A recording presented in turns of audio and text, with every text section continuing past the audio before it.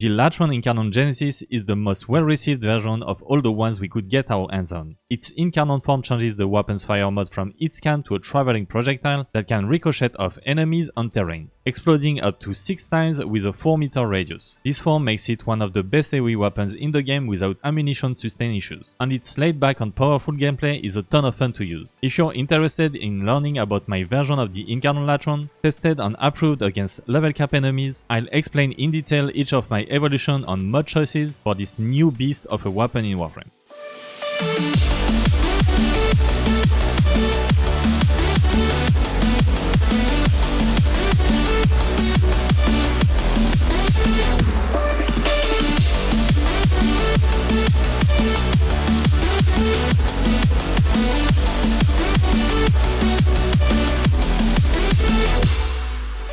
I explicitly built the weapon for its Incarnon form projectile to give you the best AoE version, as it is the strength of this weapon. The weapon projectiles can explode up to 6 times, and even though you might think it doesn't matter where to shoot and eventually it will reach every enemy and kill them, you can get an extra AoE hit on your main target by shooting at their feet. The projectile detonates as long as its radial hitbox is triggered, and then will ricochet in the body of the target and do an extra radial explosion followed by a direct hit. That's the reason you see me shoot at the Frax's feet during the gameplay to get this non-negligible extra explosion damage. That's what makes this weapon so fun even though it's kinda branded. You can optimize your shots to get the best ricochets possible and kill enemies even faster. So make sure to always shoot at enemy feet to get this extra radial explosion. For my level cap run I use Roar as it is the Helmin subsume ability I recommend running with my build. But if you want to specifically run Cascade, I recommend Xata's Whisper as void damage does 50% more damage on overguard, which is usually the hardest defense to go through against level cap Fraxes.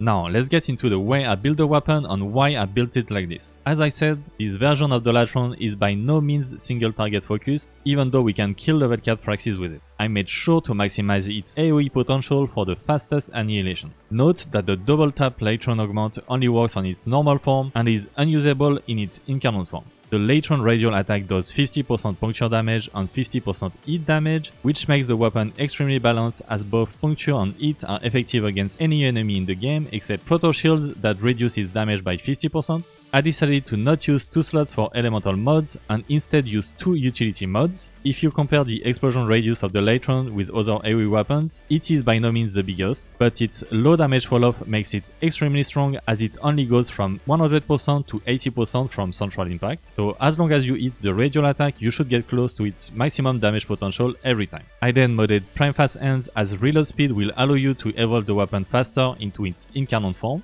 For extra utility, any of its third evolution is good, it just depends on what you prefer.